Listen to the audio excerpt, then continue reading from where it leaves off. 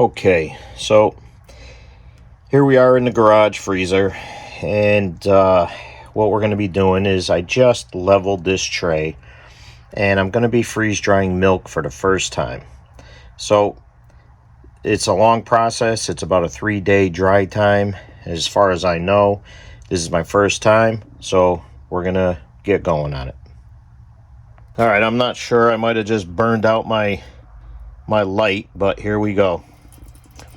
Hopefully this does not make a big mess. It's splashing a little bit. Just going to pour it in slow. Now it seems to be going down to one side, but the cardboard I used to level it needs to compress a little bit. So we'll see what happens. I also pre-checked with a gallon of water that this whole gallon should be used up in the 4 trays. Hopefully. Alright, so that's all I'm going to do on that tray. Alright, tray number 2, and I just double checked that the tray is still level. And I was able to fix my light in here just by tapping on it, and it went on. So you can see this time it's pouring a little bit better because the cardboard is compressed a little bit.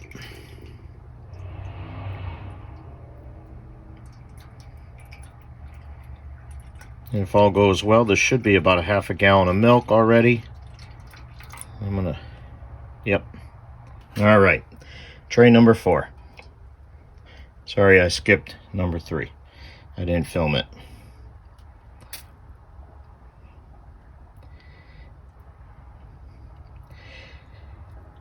So there's approximately 16 cups to each gallon of milk, or gallon at all.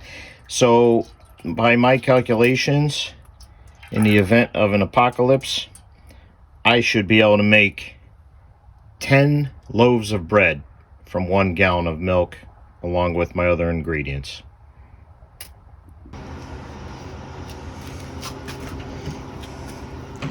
All right, gotta grab the frozen milk. All right, so now I just gotta load the food in.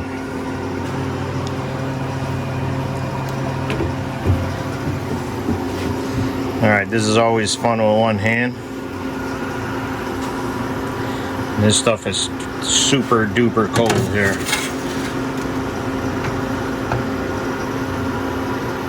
So all my things are frozen in the corners, which is fine. It still fits in here perfectly, no big deal.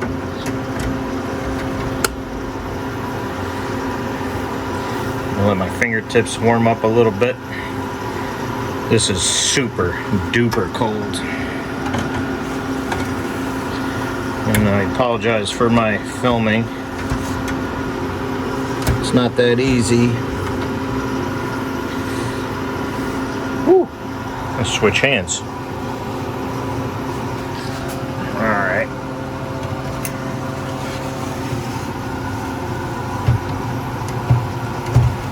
Alright.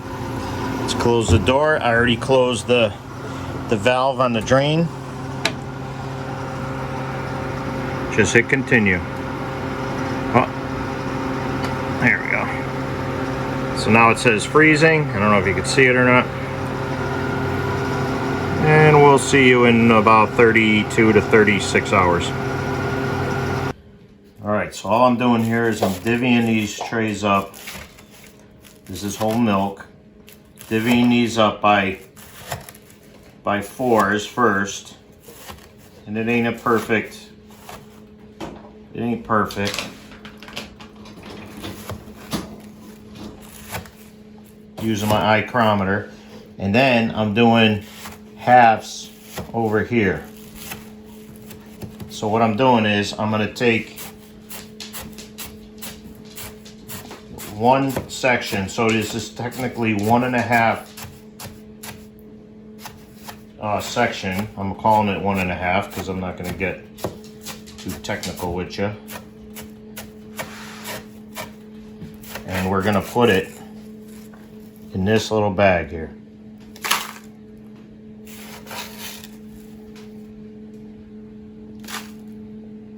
So now, just got to be take a little bit of care here.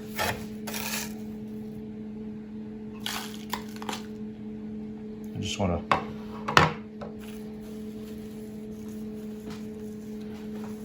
Yep, that's all perfectly dry.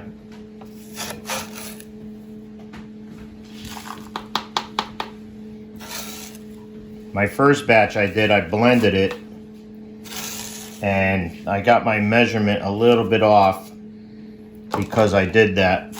But all I need to do is make sure I get the right amount, and then I just mash it down.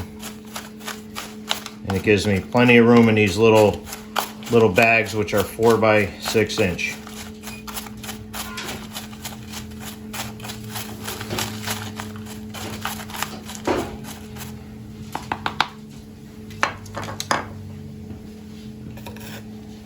So this first side, doing it like this, is a little bit harder because I ain't got a lot of space on the tray. But just to show you, this is the concept. Oh, you could kill that for now.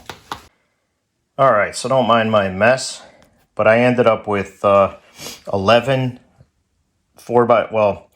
4 by 6 packages. I used one a little bit bigger. I think those are 6 by 10.